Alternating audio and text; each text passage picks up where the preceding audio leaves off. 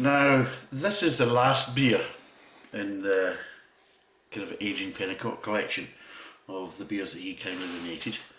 I don't know if regular viewers are probably thinking that's a good thing or maybe a disappointing thing.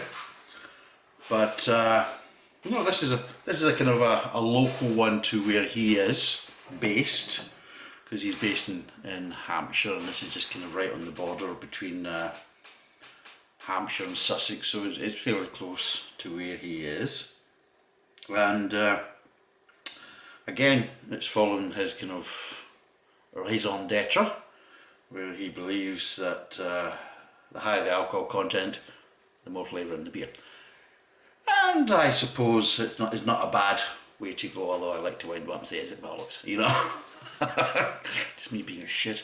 But yes, I just like to, oh well, you see, he tasted that and it was really weak, but it was lovely flavour on, and I had this one and it was loads of alcohol in it, and I couldn't taste anything. So I just do that to wind him up. He's used to it by now, I think. But yes, so this is the last one in the beers that he's donated, because he's donated 2 kind of groups of beers, so we've got to kind of thank him for that. So we've got one from the Arundel Brewery. Now if I remember right, yeah, Arundel is basically how it should be pronounced. Arundel is what a lot of people say, but I think it's actually Arundel. Going by Adrian, he kind of knows that kind of area quite well, especially from where he grew up. But apparently it's a handcrafted ale, and it's from, of course, from Sussex, and it's called Sussex Dark. There we go. Again, I don't know how much this costs, because I never bought it. But again, it's probably a beer that I probably wouldn't have chosen. That's unfair. It's probably a beer I would have chosen eventually, but I would have probably have done other beers before this. And again, because it's more of the local area, it might be quite difficult. But apparently, it's a 5.5%, and it says it's a rich, smooth ale with deep malty taste, subtle aromatic fruits, and a bitter, sweet coffee finish. It's ticking all the boxes that I like anyway. And they say it's a rich, smooth ale, and it's armed with taste. So there you go. It's a handcrafted ale, anything else. It's a handcrafted beer produced by Arundel's award-winning brewery in the heart of Sussex. So there you go. So it contains barley wheat and a lot of devotion. Well, again, I don't mind. I mean, that's a kind of spiel I can accept. Let's cut out the kind of Tolkien kind of bollocks of trying to make it all mystical and magical and God knows what else, and just state the kind of facts. I mean, if it's brewed with care and devotion, and it's using good ingredients, well, for me, that's enough from that point of view. But yeah, so let's crack this one open and see what it's like. Ooh. Haha, let's see. It's got a bit of darkness to it, so it tells me the type of grains they're using. And maybe even from Scotland. It's the type of grains I like. I am a happy boy already. Look at that.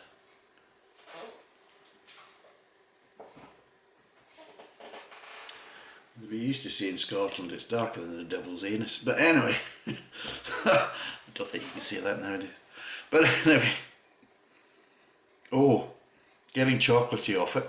It's a strange one though, because this is an ale, not a porter, it's an ale. But I'm getting chocolatey. And I'm getting malts, but it doesn't have that kind of slightly kind of higher tones as I talk about.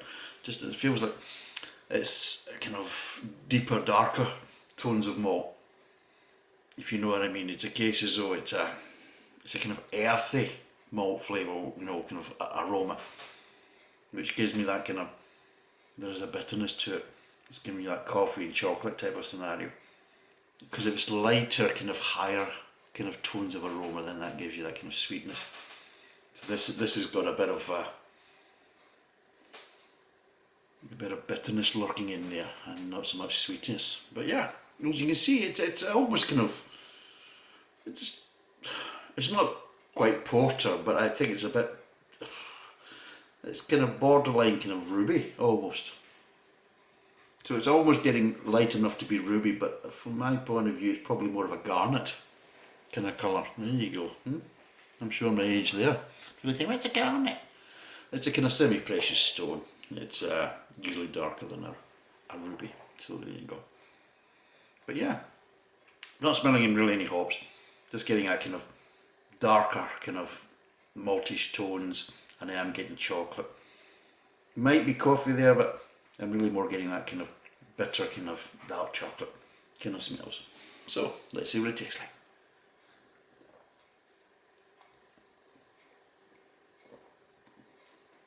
Yeah, it's an ale. It's a strange one because it actually reminds me of some porters that I tasted last year in 2021 that I felt were probably a bit weak and really weren't quite a porter. And I think, yeah, I think these ones would probably be classed more of a kind of a rich dark ale. Whereas this, yeah, it's not trying to be a porter, it is being a rich dark ale.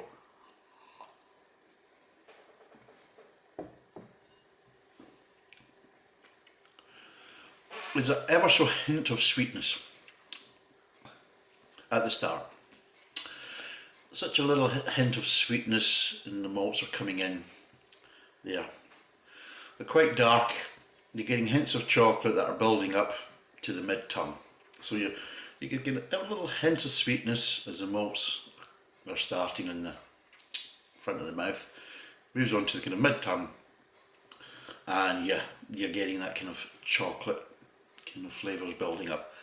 But the chocolates are there, but they're not too strong. They actually are quite light, so they're not as strong as you can maybe get in some porters and things like that. So they're actually quite controlled and quite light, but they're there. But actually quite easy to drink from that point of view. It's not as if it's like holding you back, and it's not a culture shock to the mouth.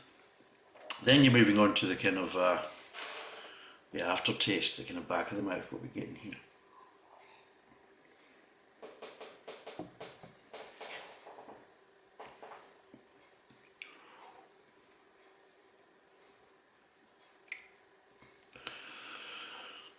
It's like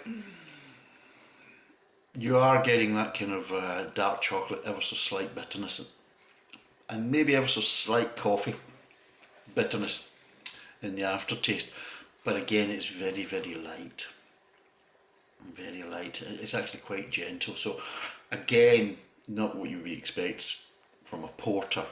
It is like, it almost feels like it's got the characteristics of a porter, but it's like kind of very, very light and kind of dialed down. So it's got the flavors, very similar profiles to a porter, but they're kind of all kind of notched back, dialed down a bit. And it just seems to be a bit kind of lighter and gentler on the mouth and the palate. But yeah, it's a nice beer as an ale. I mean, I'm not looking at it as a porter, I'm looking at it as an ale, and yeah, it's something a bit different. Because it does look more like a ruby ale, but it's giving you the kind of flavour profiles of a porter, even though they're kind of toned down and a lot gentler. But yes, what would I give it? What would I give this out of 10?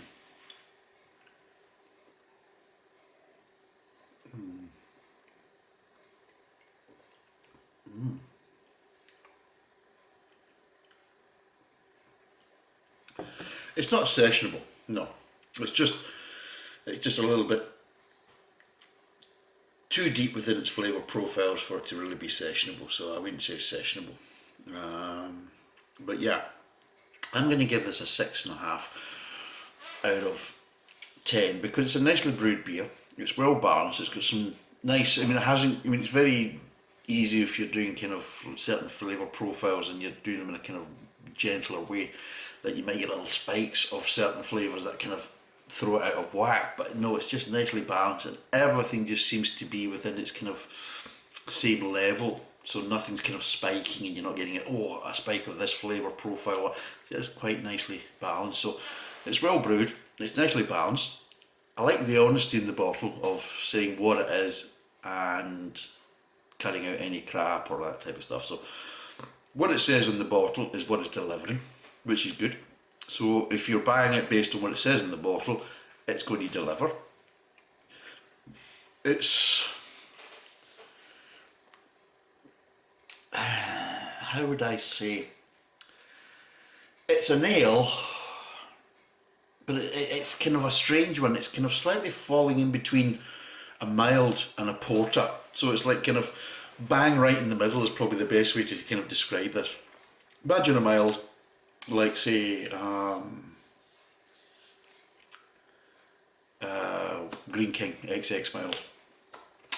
Imagine that, imagine a porter, and this kind of just falls in between it, just slightly more than a mild and less sessionable than the mild, but not as intense or as concentrated of the kind of flavour profiles that you would find in a porter. So that's where it kind of sits, and yeah, 6.5 out of 10. It's a well brewed beer, a wee bit kind of flat. You know, it's lacking kind of the head now, they're all kind of gone and things like that, but it's not too bad on the basis of that it's got some nice flavours and they're all there. So 6.5 out of 10. I would recommend it if you can get hold of it. Yeah, give it a go, because it's a nice beer. So that's us for this review. Thanks for watching. Cheers and bye for now.